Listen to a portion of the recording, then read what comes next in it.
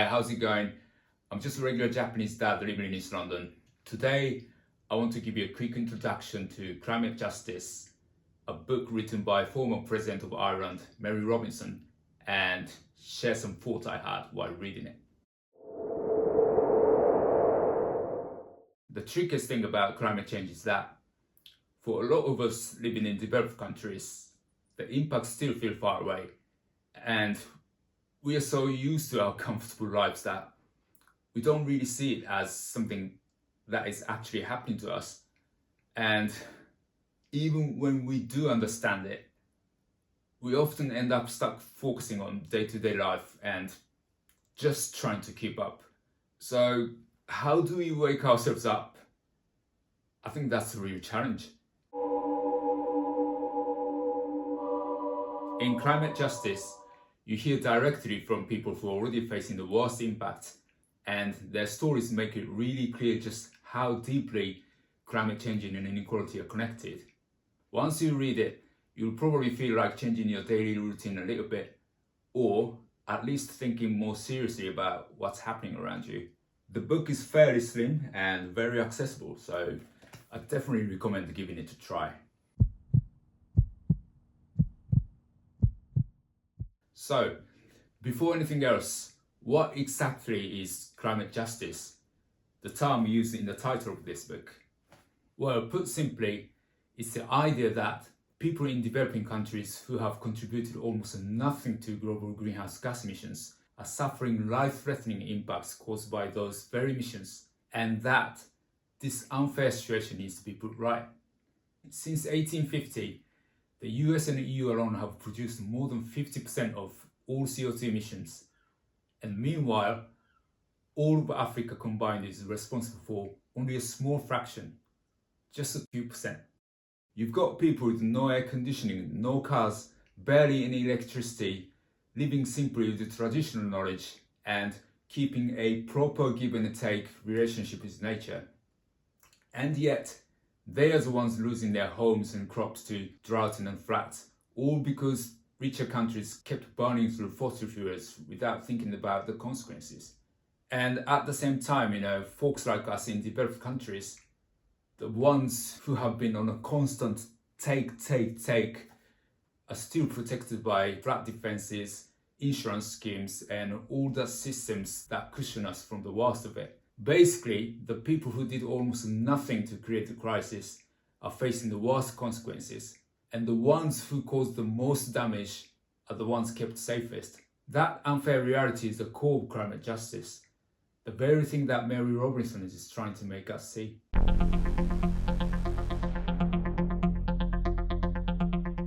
A lot of us in developed countries tend to see, protecting people in the global south as a form of charity. But it's not. Charity is like this: a voluntary act of goodwill, an action taken at one's discretion, and an act deserving of appreciation.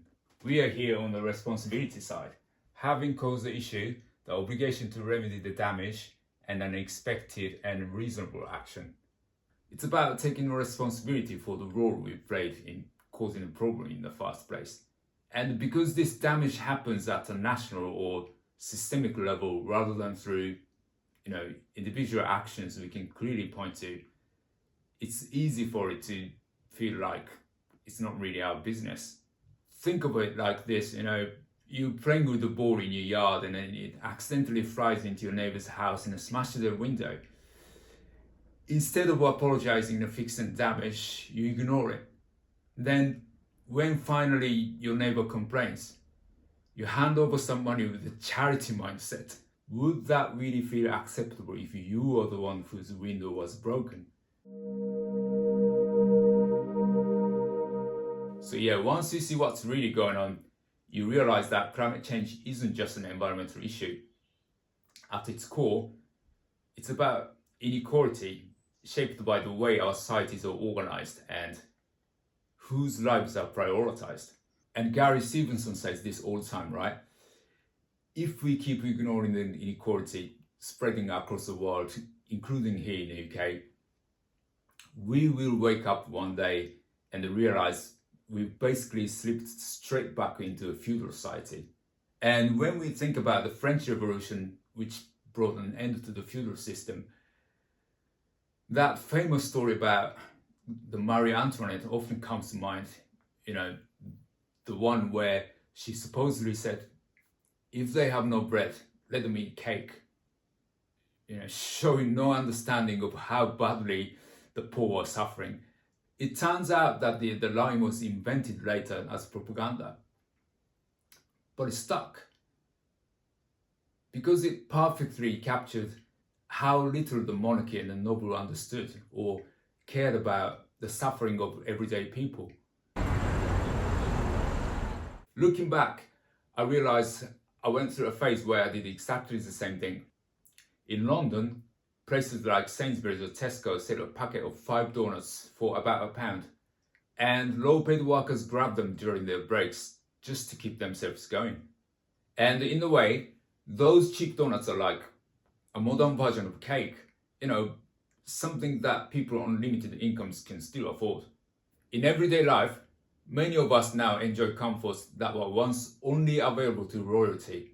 We can buy sweet treats, we don't have to wash clothes in cold rivers anymore, and most of us have access to, things like washing machines and other basic conveniences. In that sense, it can feel like, this is already good enough. But this is where the real problem begins. Even though daily life has become more comfortable for many people, the real power in society is still held by billionaires and millionaires, and inequality continues to grow.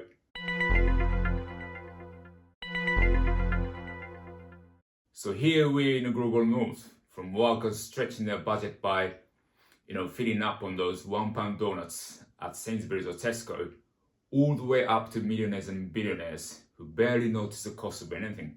But as I mentioned earlier, our countries became wealthy through decades of overconsumption and massive emissions. And yet, whilst the impacts are hitting the global south, the people who did the least to cause this crisis.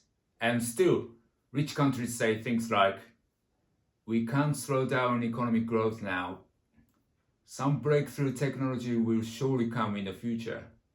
And at COP, when developing countries explain how much funding they actually need to shift to renewables or rebuild after disasters, richer countries just hesitate, delay, or offer far less than what's required.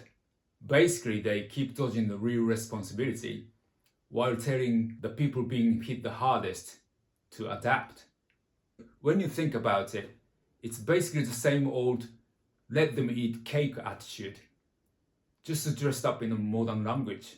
The people causing the harm push the burden onto the people suffering from it. And you see this pattern everywhere.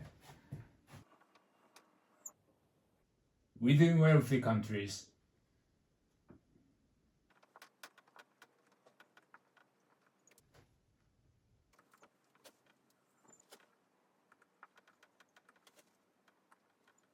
and between the global north and global south.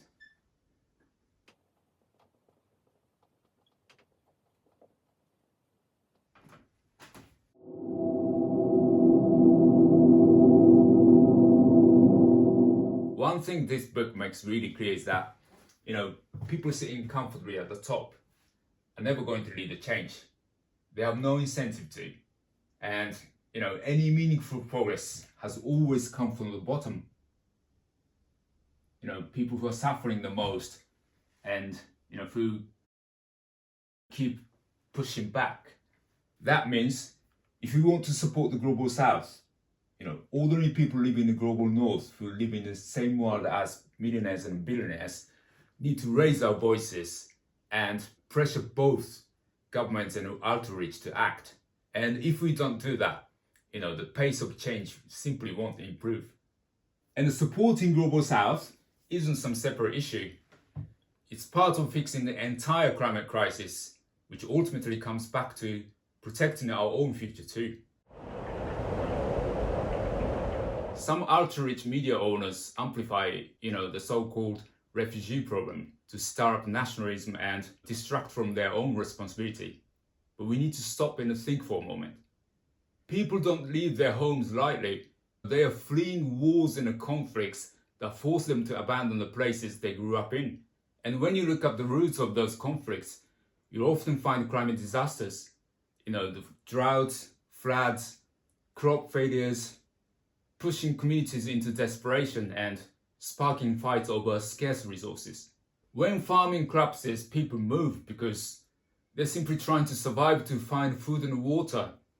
And if global temperature keeps rising, sea level rise will force even more people from their homes. So unless we take climate justice seriously, the number of refugees will only keep increasing.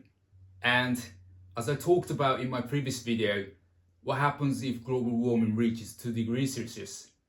This is all tied to a much larger global food crisis.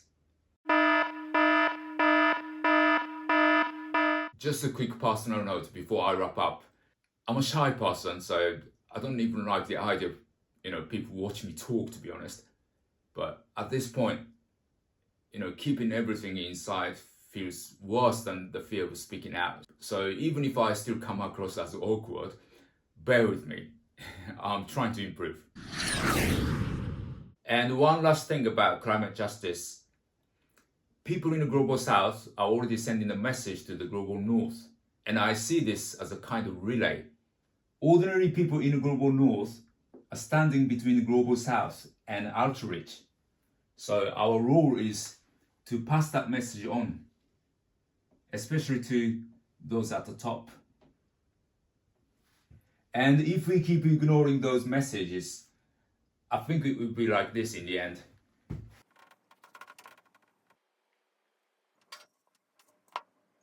The ultra-rich and everyone else. And that will be the end of our human history.